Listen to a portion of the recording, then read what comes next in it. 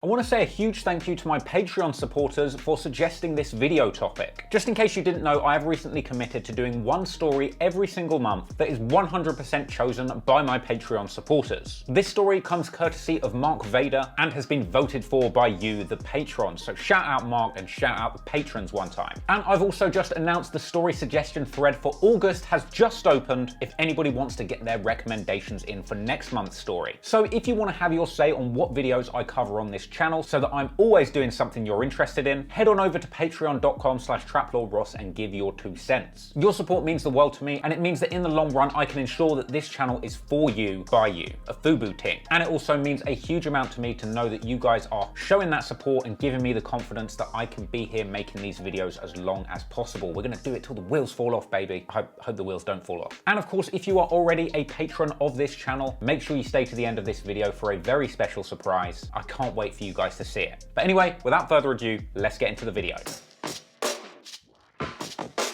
Now, for the purpose of this video, I decided to focus on XXXTentacion, the rapper and the artist. And this video is only going to focus on his rise as a musician to the very heights of the music industry. Now, don't worry, I'm definitely going to cover some of the more controversial aspects of his life and story in later videos. But after speaking to a few friends of mine that are more casual XXXTentacion fans, I got a strong impression that the thing that people really know him for is all the BS and controversies that he was involved in when he was alive, or of course his tragic passing. And so I felt that after doing a whole bunch of research, the thing that was really missing out there was a video that just focused on the art that X created while he was with us, and an analysis as to exactly why this music meant so much to his ravenous fan base. So the first question is, how did X end up being the talented musician that we all got to know him as? Well, despite having had a difficult upbringing, it was actually his aunt and his mother that had encouraged him to pursue music. Growing up, he'd spent time in the choir and the chorus, honing those singing skills that would later come in handy, and eventually X ended up in a recording studio arranged by his mother, where he recorded his very first song, News/Flock. I dropped my first song before because of my mom or some shit. I wrote this song called News/Flock. It was my absolute first song. A track that X put out in 2013 when he was just 15 years old. And it's an interesting track to go back and listen to if you haven't heard any of X's early stuff. It showcases a very traditional, old school boom bap style beat and verse. And X has a really impressive flow for somebody his age. In places it even reminds me of a young Eminem. Now, this track News/Flock was originally intended to be part of X's first mixtape that he had called Mona Lisa, but that tape never dropped. What did end up getting released was X's very first mixtape, XXX Unmastered, which he put out in March of 2014. Now, tracking the earliest stages of X's musical history has always been difficult, because early in his career, X made it a habit to constantly delete the old songs he'd released, with many of the early tracks from this stage in X's career still going undiscovered to this day. But luckily, amongst some of the many tracks that still circulate today were some of these deleted songs off of these early projects. So if you're a big X fan based on the music that you've heard now, I would definitely recommend you go back into the vault and listen to some of the first songs that he made to get an idea of exactly how X the artist developed creatively over the years that followed. And one of the most impactful of these early tracks was the GTA-inspired Vice City, which got a lot of love on SoundCloud when it was released in March 2014. Once again, Vice City is another track that is surprisingly boom bap in its tone. And despite getting some heavy old head vibes from listening to it, hearing X rap like this serves as an early hint to his multifaceted genre-bending microphone skills that we would see later on in his career. Beyond Vice City, there's also songs like Molly, which to me had big Odd Future vibes to it. Hardly surprising when you consider the fact that as early as 2016, X was describing his own style as Earl Sweatshirt meets Biggie Smalls. Who were you rapping like? I sounded like Earl. I sounded like Earl mixed with like Biggie, mixed with like Pog, like. And then we've got tracks like Dead, which seem to showcase the seeds of the ear rape, overly bassy sounds that we would later come to love on tracks like Look at Me. So apart from the unmastered Triple X EP, the first cohesive project that X released was the EP Ice Hotel that dropped in May 2014, which featured the spacey track Fuck alongside Ski Mask the Slump God, a track that had been updated in various versions over the year, and apparently the song itself that X described as the moment when he knew his SoundCloud was taking off. When your music started popping off on SoundCloud, when you started to get this following going? As soon as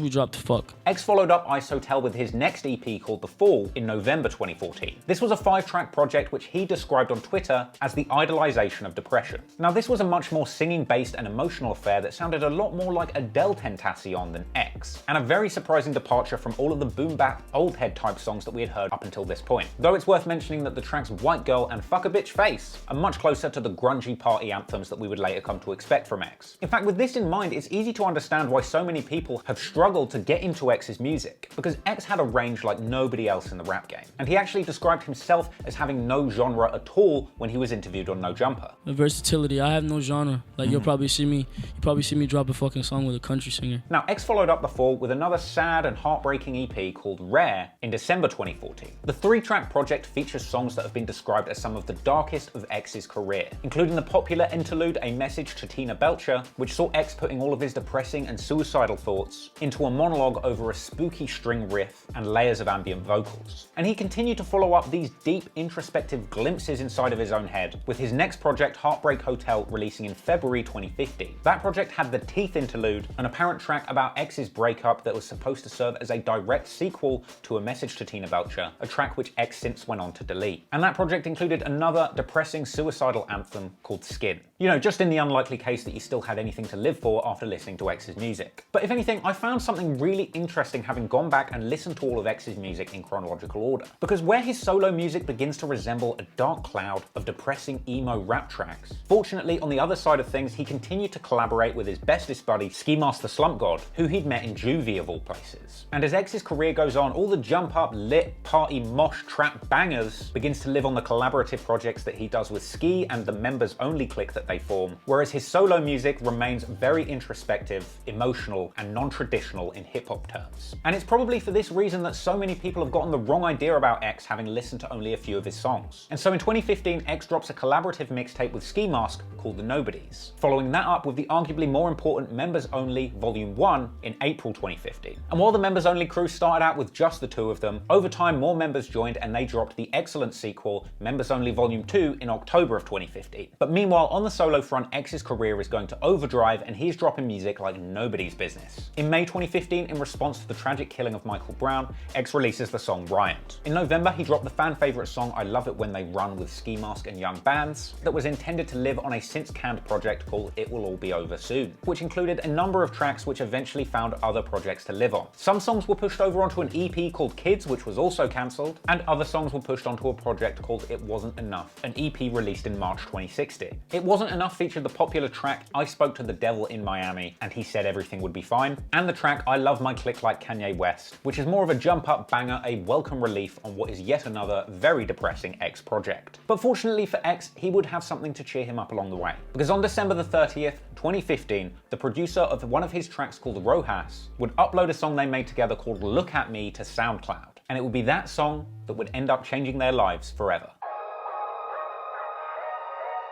Now, despite dropping at the end of 2015, the song Look At Me wouldn't make any noise in the music industry for over a year. So throughout 2016, XXXTENTACION continues his grind, unaware that he had already recorded and released what would be his breakout hit. So he keeps on grinding in 2016 and begins to rack up small wins along the way, landing his first ever on-camera interview, the now infamous No Jumper appearance, in April 2016. And the same day this interview drops, he also drops the impeccably named EP Willy Wonka Was a Child Murderer, a project influenced much more by indie, metal, and punk rock than any of his previous work. A project which is in no way up my street, but I can certainly recognize just how much talent it takes to be able to make music this diverse, so salute to X. And from here, the months that followed would be very turbulent for a young X. He quit his job at a call center to finally pursue music full time. He moved in with fellow Florida rapper, and one of my personal favorite takeaway options, Denzel Curry. So with everything in place to take maximum advantage of this huge career opportunity that had come along, X is unfortunately derailed in August 2016 when he is arrested and charged with robbery and assault with a deadly weapon. After all, it turned out the young XXXTENTACION was apparently a master of home invasion, apparently being so comfortable invading other people's homes that he himself tweeted out that his first robbery, he even stopped in the kitchen to make a goddamn sandwich. And from here, the trouble was not over yet, because in October of 2016, he was arrested once again,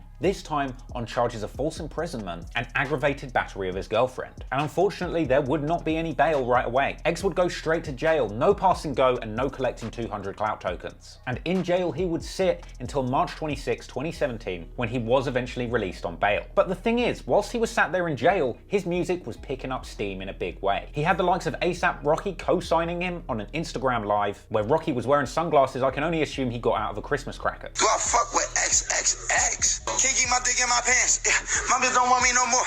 She kicked me out of my room. Yeah, that shit hard, nigga. Fuck yeah. Free my nigga XXX. I can't wait till you come home. Fuck is you talking about? Part of the reason that X's name and flow had spread so far and wide during this period was due to the fact that in January 2017, Drake's song KMT with Gigs dropped, and many people immediately pointed out that it seemed like Drake had stolen X's flow for the song.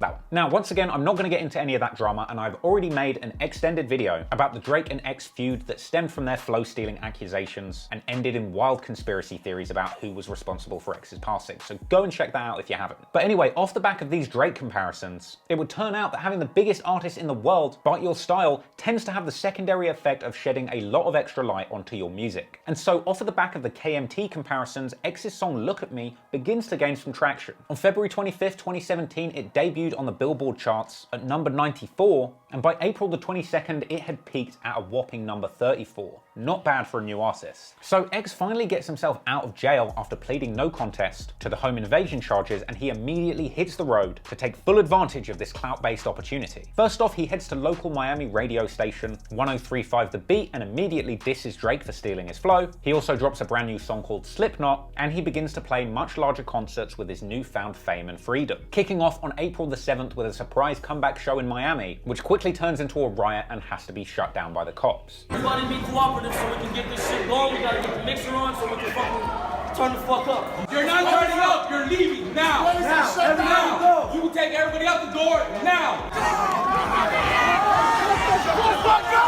But in spite of 12 trying to hold X back, his star continues to rise in the music industry. He had his first big opening slot at the Staples Center in April when fellow victim of Drake's flow-stealing Dram brought him out to perform Look At Me whilst on Kendrick Lamar's Damn tour. I mean, this kid literally got into the crowd at the Staples Center. That's big X energy right there. But X is not done going industry no, because in May, on the 12th, he drops the track Looking for a Star, which is produced by Diplo, once again showing an enormous amount of versatility on the mic, as for the first time we hear X rapping over a poppy dance club style beat, much more suited for Molly in an Ibiza rave than Xans in a warehouse mosh pit. And a week after, that song, along with Look At Me and a handful of X's previously released SoundCloud bangers, are all packaged up on one project and are released in the form of X's first commercial mixtape, the now infamous Revenge Project. And this project was a great introduction for any casual listeners that might have been confused or put off by X's diverse output so far. I mean, this project had so much range, it was a great intro to X's music. It had the big jump-up trap rap songs like Look At Me and Young Brats, but it had plenty of contrast with the likes of Screamo, Anthem King, and so the Revenge Project finally gave X what he needed, a cohesive entry point for mainstream music fans to discover X as an artist and really enjoy his body of work. So Revenge goes 44 on the Billboard charts, and X is finally set up with the best foundation he could possibly pray for to enter the rap game. And of course, off the back of the release of the Revenge mixtape, X goes on a wild Revenge tour. I mean, the Revenge tour was so crazy that that thing could be an entire documentary in itself. In fact, if you want to see a whole video on the Revenge tour, DM me on Instagram at TrapLawRoss, hit me with a follow, and let me know that's something you want. I reply to as many DMs as possible, so hit me up, baby. But anyway, on April 28th of 2017, X announces his first nationwide tour, the Revenge Tour. And from the very start, this entire thing was complete carnage. A pretty expected result of X's habit of wilding out at shows to the highest degree in an attempt to give his fans the most memorable experience possible. And I tell you what, if you went to one of these shows on the Revenge Tour, I'm sure that you will not soon forget what you saw. Wi-Fi's funeral got beat up. X got knocked out on stage in San Diego. An audience member got stabbed. X got thrown into a barrier by security. And X famously punched a fan in the face in the audience of a show in Salt Lake City. I mean, this tour was out of control. And unfortunately, before you even knew it, the whole thing was over, because on June the 24th, X unfortunately found out that his cousin got shot and the tour was cut short so he could return home. Actually ending with its final sign-off show in X's native Broward County, a show which was live streamed and mega lit, with X wilding out double hard, at one point hanging off a balcony and rapping upside down, rapping his heavy bars to the audience with a camera strapped to his mic. You guys want to see something crazy? 3, 2, Why? I swear this kid is like the Batman of clout. Anyway, combine crazy stunts like that with his ever-growing catalogue of meaningful and lit tracks. As time went on, X continued to cultivate a ravenous fan base obsessed with this mythical musical master. And with the support of those dedicated fans of his, he managed to bag the 10th slot on the XXL freshman list in 2017 with the help of fan voting, securing his place in hip-hop history as one of the most hyped artists of a generation and positioning him to take over the rap game in a very big way the following year. Obviously, I'm one of the greatest of this generation, the upcoming generation, as far as artistry. So if you didn't pick me, the XXL would have been stupid. So after patterning up a slot on XXL, X was far from done. In June 2017, he dropped Members Only Volume 3, which featured the popular track What in XXXTENTACION? I just wanted to do that, sorry. A track that was later famously sampled on Ski Mask's track Carbonated Water. Something very dear to my heart, not the song Carbonated Water. Meanwhile, on the solo front in August 2017, X's Look At Me finally went platinum, and X was seen flexing his plaque on social media, made even more ridiculous by the fact that the cover art for this project was his goddamn mugshot. And off the back of that big W, it was finally in the same month of August, to the delight of depressed, unwashed teenage boys all over the land, X finally released his debut album titled 17. A short but meaningful project which X described as having a much more alternative R&B sound when he was interviewed from jail. And this was once again another true example of X's genre-bending ability to make music in full effect, with the reviewers at Mass Appeal describing it as an emo record which puts a rock and roll twist onto hip-hop. And despite backlash in the media stemming from his unresolved domestic violence charges, the project still got mainstream industry support, even getting reposts from the likes of Kendrick Lamar. So 17 is a huge hit amongst X's fans, hitting #2 on Billboard and going top 5 in numerous other international countries,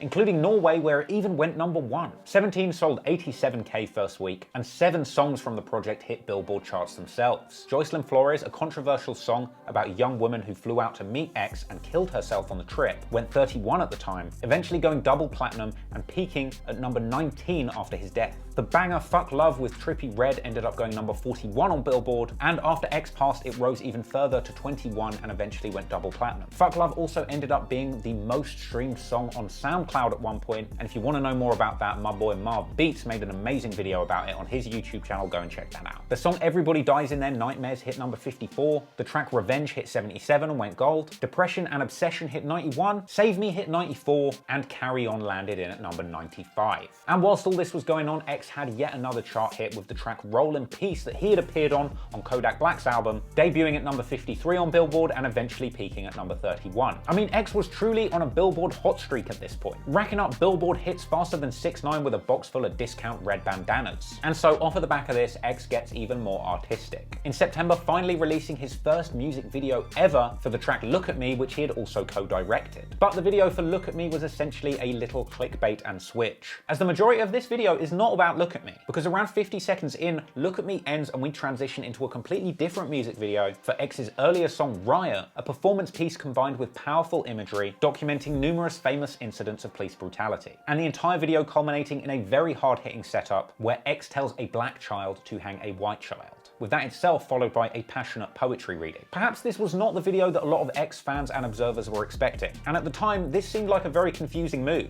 But in many ways it was this hyper-artistic decision that would only contribute more to the mythology of X as a deep creative thinker, much more conscious than some of his music might make you think he is at first glance. And off the back of this humongous hot streak, X also manages to secure that bag too, supposedly signing a big record deal with Caroline in October 2017, and although he later denied this, apparently it was true. But for the record, a $6 million price tag that had been floated around was apparently an overstatement, but we can assume that X signed a sweet deal nonetheless. And so with a big deal comes the big responsibility of a potentially big release. And whilst in December 2017, X tided his fans over with the release of his final EP, Ghetto Christmas Carol, unfortunately for X, once again his hot streak would be interrupted by getting hauled off to the slammer, because within a week of his Ghetto Christmas Carol EP dropping, he's taken to jail ahead of his domestic violence trial and handed explosive new witness tampering charges. That's not what anyone wants for Christmas, is it? But As I said at the start of this video, this piece is not about the allegations against X, any of the crimes that he was accused of doing, or any of the stuff that he was doing before his death to try and clean up his image ahead of the trial he was facing. So, with that in mind, we're going to jump over all of that to a few weeks later, when he gets out of jail and is on house arrest. And over the next few months, we see X trying to do a lot of good and a lot of positive things on social media, which I'm not going to get into here. And in spite of some hollow threats of taking early retirement, X eventually announces that he has 3 albums that he is working on in 2018. Skins and Bad Vibes Forever, which we at least got a chance to listen to posthumously after he passed, and of course, Question Mark. X revealed the cover art for his Question Mark album in January 2018, once again explaining to his fans that this project isn't necessarily what people are expecting. And in February, he begins to drop music to hype people up for this project. Firstly, dropping 2 tracks with producer Ronnie J, Shining Like the North Star and Band It Up, and then a few weeks later he drops the first song off of the Question Mark project called Hope, another emotional protest song in response to the Parkland shooting, which had happened close to the plantation area where he'd grown up. But Hope was only a taster of what was to come from X. And not too long after this, he dropped the first official single from the Question Mark album, and I assume Donald Trump's favorite song by X, Sad. A song which X had been teasing all the way since January, having included it in various different uploads to his YouTube and social media channels. And so by the time it dropped in March, fans were hungry for the full version of Sad, and they were lining up to support their favorite new banger. And I tell you what, those fans showed up for X and did not disappoint, because Sad debuted at 17 on Billboard, later peaking at number 7, X's highest charting song at the time. And for the record, that song itself did go number 1, but only after X passed away. And that actually gave X the first posthumous number 1 single since the notorious B.I.G.'s Mo Money, Mo Problems in 1997. Damn, X is up on some biggie level, that's crazy. Today, Sad is sitting at 7 times platinum certification, which in many ways is the saddest thing of all because X can't be here to enjoy it. Oh, and let's not forget that the track Sad dropped along with another song called Changes from the Question Mark album, which featured PNB Rock, with that being the very last single that X released whilst he was alive, with Changes peaking at number 18 on the Billboard and going on to go double platinum. Both songs massively contributed to the hype around X's Question Mark album, and that didn't disappoint either, because once it released in March 2018, the Question Mark album went number 1 on Billboard and sold 131,000 copies in its first week. And X's next single, Moonlight, would be an absolute banger, once again unfortunately released after his tragic passing. And in light of those events, the song got a huge boost, going number 13 on Billboard and 5 times platinum. But there's one last tragic piece of information, which is just before X's death, he had reportedly signed a brand new deal with Empire that was supposedly worth $10 million. X had essentially secured the bag of a lifetime, but unfortunately now, as we all know, X wouldn't be here to make good on that deal. On June the 18th, 2018, X was sadly taken from us far before his time. Now, a lot of debate has gone on about X's posthumous releases, whether or not the Skins and Bad Vibes Forever projects we got were anything like the creative projects that X had in his mind when he first announced them. But this video isn't about what happened after X passed. It's about what he built and what he created when he was alive. And I know there's a lot of people on the other side of the spectrum who might say that we shouldn't celebrate X's career wins, because after all, he did appear to be a serial abuser of women who left numerous lives damaged forever directly through his actions. But this video isn't about that either. I know some people say that you can't separate the artist from their art, but that is essentially what I kind of just did with this video. And having spent an entire week doing nothing but listening to X's music, his art, and anything that he created and brought into this world, as well as having purposefully avoided any kind of analysis or subjective review of the man himself or any of the other things he did while he was alive, I think I've got a good understanding of how he thinks as an artist. And through that, I think I understand how he got to be how he was, and how he got to be where he was, and why in such a short space of time he was able to create an incredibly diverse body of work that seemed to speak to so many people. And to me, I think the most important aspect of X's creative process was actually revealed during his No Jumper interview, where he explained his wider philosophy on creating, discussing what he felt happened when you put your deepest, most unfiltered feelings and emotions into music and into art. What is real will prosper. That you don't think, other people have the same thoughts. You feel alone in this thought, but other people have the same thoughts, and it breeds. And when you display this thought, it breeds a certain amount of comfort within people. Right. And people start to feel like, all right, this person understands me. This person is fucking cool. I am the epitome of the misunderstood. We all know X was a super fucked up guy. He'd been through a lot. Yet because of everything he'd been through and because of his ability to put that into his art, he became one of those exceptionally lucky people in life that had a special ability to transform all of the pain and hardship they felt into something special through making music. And these songs that he made genuinely helped other people, because when other people who have been through similar things hear X's music, they feel like somebody understands their pain. And so in spite of all of the pain X may have caused in his personal life, his gift to the world was the music music he created. And while that doesn't make up for or excuse any of the things he might have done, you can't deny the amount of good that he has brought to people's lives through his art. So some people might say he's a bad guy, a criminal, or just somebody not to be looked up to. And sure, all of those things might be correct at the same time. But at the end of the day, if X was anything, he was just a young kid who'd been through a whole lot of shit and just so happened to be amazing at making music. X said he spoke to the misunderstood. He has been misunderstood. And if you're one of the people that also misunderstood X, I hope that this video can at least help you understand him a little bit more as an artist. Hope that was a helpful video. Thanks for watching, and peace. From now on, I'ma change it up and thank my Patreons with a new song every month. Yeah. Shout out all my patrons, they're the best. Alex Knight, Ban Johnson, Abraham Perez, that's the gang. If you're a patron, you already know about Brandon Wedlow and Do Juan Jones. It's that Patreon flow. Shout out Jade and Cho. If you look at them wrong, I'm getting Dreezy Draco. No San Andreas, but shout out to Ryder and my day one slime. You know, Big Henry Brian. Smoking low grade, that's basically a bush. I'm with Jay and Von Snoogle Vivi rolling up the kush. Hit Griffin Fuller, cause he's a chosen one. Black Lives Matter, fuck the police, 5021. I'ma chill with Chris J and regular Chris. We've been getting big chips with Bash the Prince. No Lamar, but I'm chilling with Matthew Kendrick, Eric Fredrickson, Sean Anderson, and Chase Hendrick. Hakeem Onayedikachi, Shodimu, and Jameson Felipe. Now that's the crew. Appreciate the patrons a whole damn lot. Shout out Kizzlebot and Mark Vader, he's a boss. Nomad Quinn, Mateus Martin, Matt Kitchen, Max Hathaway 2000, and Sim Hutchins. We get it in, sending big love to Claire Audien, Mark Vader, Wilson Psychedelic, and Jason Wyman. Tuxedo Mask goes hard, Otaku VS, Vampires for Hire, and of course Javier Gonzalez. Penis bag, McPenis face, you know I said it. Rowan Hughes, Lord Bael, come on, let's get it. You lot go harder than the third Carter. Shout out Senjagara, Jay Superior, and Eric Prince Nice Armor. Deshaun Campbell, we can never take no L. Shout out Pamela Vigil, pull up with big wheels. Dylan Gordon is so ballin', Eddie Aguilar will go real far. Frank Forsiglia, my day one, just like Nira Shukla. Harry Virginia, you know I see ya. Trauma Hound and Shazza from the south, no one keeps it realer. We're straight winning, just like Jessica Simmons and Shua Glenn. Can't forget about Tammy Whittington. All the other names that you see on the screen, that's the Patreon gang, you mean the world to me. Every month you guys pick a vid for me to do, and this song is a thank you from me to you. So if you're a supporter from the bottom of my heart, thank you for the love, you're the reason I go hard. And if you don't, please do, it means a lot. Head to patreon.com/traplawross.